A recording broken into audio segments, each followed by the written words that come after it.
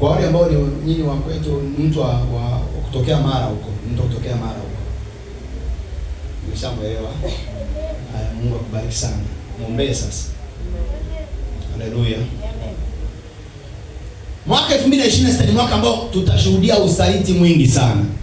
Usaliti. Betrayals. Usaliti mwingi sana. 2026 tutashuhudia usaliti wa kutisha. Nimeona katika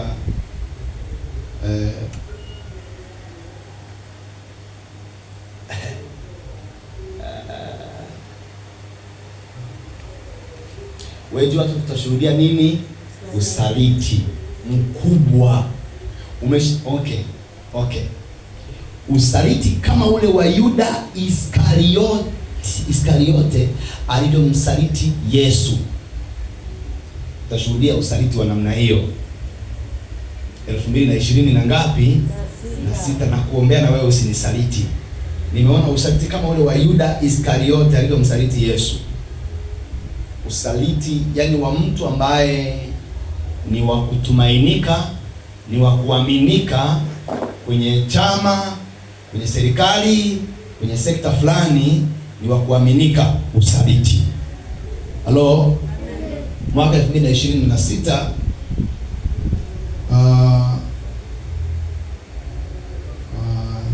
naangalia kuna vitu ambavyo nimepewa na Mungu niseme na vingine ambavyo nimezuiliwa nisiseme kwa sasa. Kwa hiyo kuna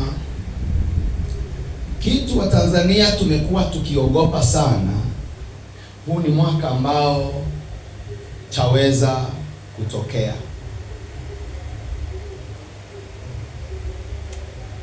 Na mimi naomba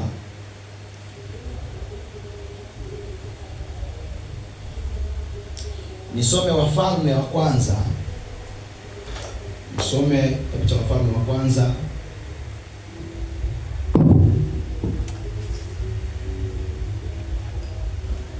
sura ya 16.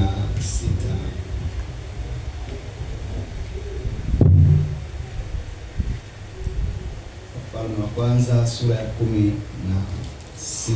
Kama umefika hapo niambie kama umefika. Sura ya 16 mstari wa 21. Ndiyo, hivi ndivyo ninavyozungumza, jambo ambalo tulikuwa tukiliogopa. Ninaomba jeshi la Tanzania, jeshi letu pendwa tunalolipenda, wajue namna ya kuchagua jambo lililo sahihi kwa kila wakati. Haleluya. Jambo ambalo tumekuwa tukiliogopa, ambalo nitaenda kusoma hapa kwa mafumbo, naomba tulisome hapa 21. Ndipo watu wa Israeli wakatengwa sehemu mbili. Nusu ya watu wakamfuata Tibni mwana wa Ginati ili wamfanye nani? Mfalme. Nusu wakamfuata Omri. Na nusu wakamfuata nani? Omri. Lakini hao watu waliomfuata Omri wakawashinda watu waliomfuata Tibni mwana wa Ginati. Basi akafa Tibni, akatawala Omri. Haleluya. Omri na Tibni walikuwa wote ni viongozi wa majeshi. Haleluya. Nimeshaanza kufanua. Taiondoa hiyo. Jambo ambalo Watanzania wamekuwa wakiogopa wanaweza likatokea mwaka huu. Tuendelee kuomba. Haleluya. Tuendelee kuomba.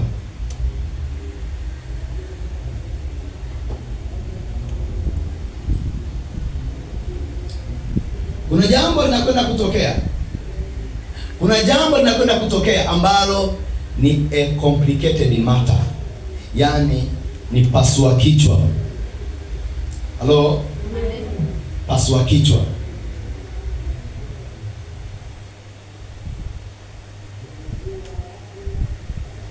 Nimeona upande mmoja wanafurahia, wanashangilia, na nikaona upande mwingine wanalia, wanaomboleza, wanajuta.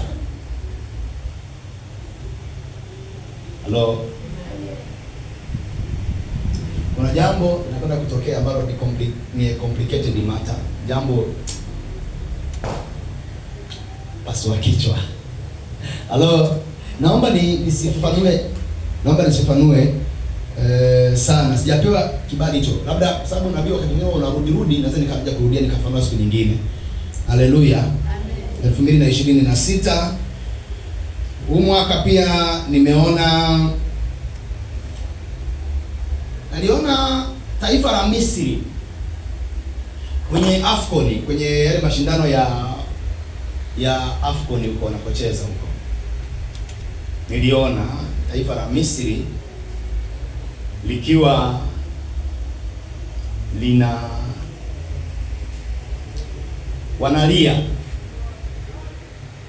wanalia kwa kadi nyekundu,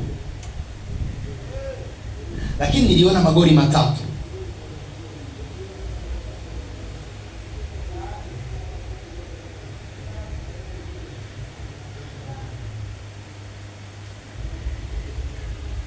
Na nikaona mchezaji wao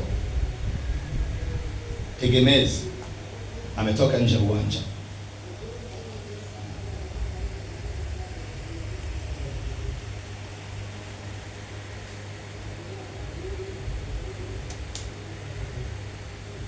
Kwa hiyo red card wanalia,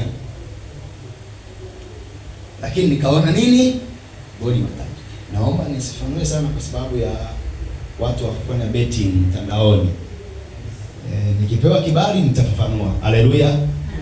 Yaani ukishaweka tu nabii kwenye YouTube, watu wengi wanakuja wanaangalia, alafu wanaofanya betting wanakuwa wanafanya betting na inakuwa ni abuse, matumizi mabaya ya kipawa. Haleluya. Kwa hiyo lazima tufumbe kidogo ili wao wanajiuliza hii ina maana gani? Haleluya. Na kuhusu kwanza usinzie kidogo, alafu kiamka tutaongea. Amen. Amen. Usinzie kwanza kidogo, alafu kiamka tutaongea.